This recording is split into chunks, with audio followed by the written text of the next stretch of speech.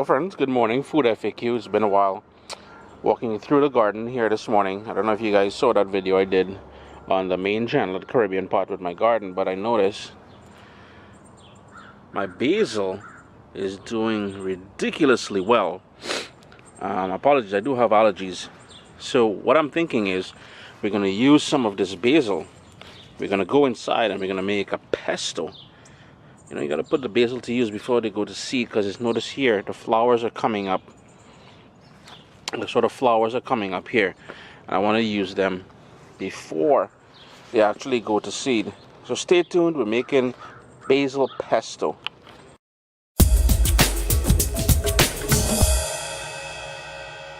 Got my food processor already here, and I've got pine nuts.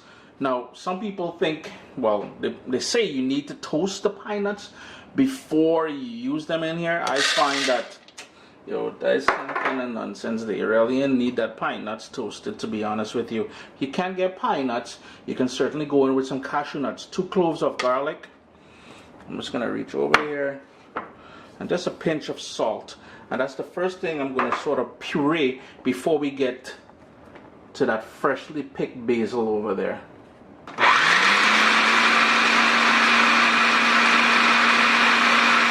Just gonna scrape down the sides a bit, and then you want to pack in all that basil in there. Then you want to pulse that again. Not pulse, but puree it.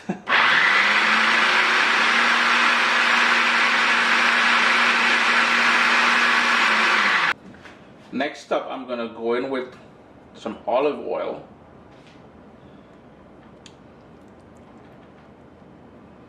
And I'm gonna run that food processor some more.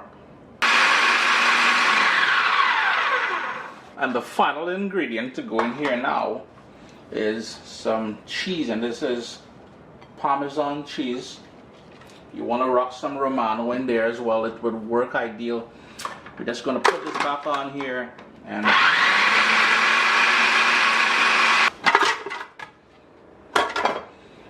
there you go. It's that simple. We've got a lovely pesto.